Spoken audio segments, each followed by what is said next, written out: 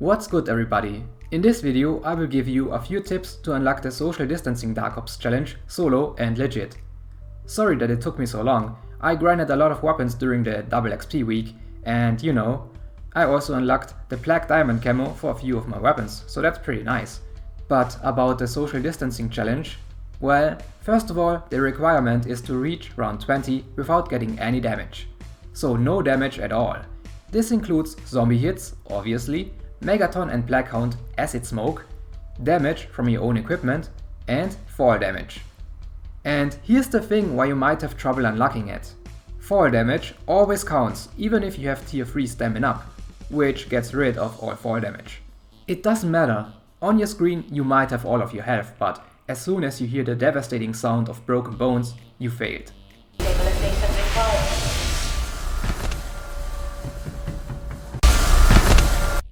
I can confirm that since I got to round 20 without getting hit, but somehow I fell from the escalator on round 18 and it didn't give me the completion. So okay, with that out of the way, let's talk about the strategy. I recommend training in a spawn area for all 20 rounds. Let this door closed and don't turn on the power to not let dogs spawn. That part is really important. As soon as you turn on power, dogs will spawn and they just ruin your train. Furthermore, they can spawn out of nowhere directly in front of you. However, you can turn on the power at the end of round 18. Then packer punch your weapon and camp with your shotgun next to the crafting station at the spawn area for an easy final dog round. Speaking of weapons, you will need to use shotguns. You can start with one, but make sure to buy the uncommon Hour after the first damage drop off in the early rounds, and then when you have enough points, open all the doors to the other side to buy the rare Gallo from the wall, stamina up, and a second Gallo, why not? So you always have a shotgun as your sidearm. Furthermore, use Ring of Fire as your ability. Make sure to upgrade it to tier 3. It protects you against the Megaton acid shots. One more thing before I will explain the training. Make sure to not kill zombies out of bounds or to use nukes, since you will need to save all of the salvage for a war machine, a chopper gunner and monkey bombs for the later rounds. The training. Okay, you want to run this loop. Start from the tank, run along Nacht, but watch out for the zombies in front of you. Kill them with your shotgun. Run past the X-File station and watch out. This area right here is the most dangerous since zombies can spawn from the left. And run back to the tank. So the zombie spawns are on your screen right now. See, there are two spots where I recommend to turn around and to shoot the zombies. You don't have to play it super safe in the first 14 rounds, but that's how I managed to train the zombies on round 19.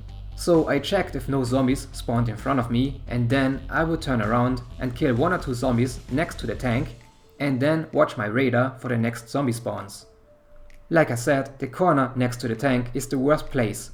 They can easily slap you. You might have to slow down the train at the crafting station to let the zombie catch up. If he spawns somewhere else, you have enough time to see him. I would only kill one or two zombies at once, let the new ones line up in a train and repeat the process. The other place to turn around is next to the crafting station. That's why you want to keep the door closed. But I don't recommend to do this for the higher rounds. At the end of round 13 and 14 I spinned the mystery box for the wonder weapon or ray gun, but you don't need it.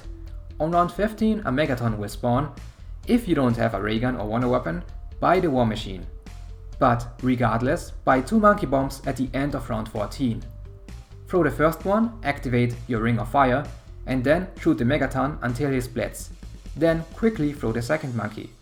Then use the war machine or wonder weapon to kill the twins and go back to training.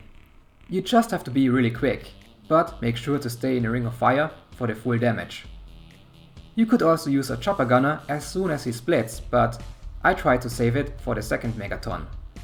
The salvage rate is pure RNG sometimes, but you should always have enough for a war machine around 15 and a chopper gunner on round 18. But train with caution on round 16 and 17, and at the end of round 17 buy monkeys and a chopper gunner. The Megaton has a high chance of spawning on round 18, but he can also not spawn if you're lucky. Regardless, if he spawns, he comes after around 30 seconds or so. so train or throw monkeys until then. Then pop Ring of Fire, split him and activate the chopper gunner as soon as possible, because as soon as he splits, the twins will like go away and hide, so you need to be quick. Finish the round until you have one zombie left and then turn on the power and pack a punch.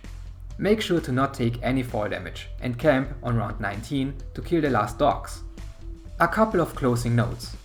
There's not really a step-to-step guide for the Megaton spawns for round 15 and 18.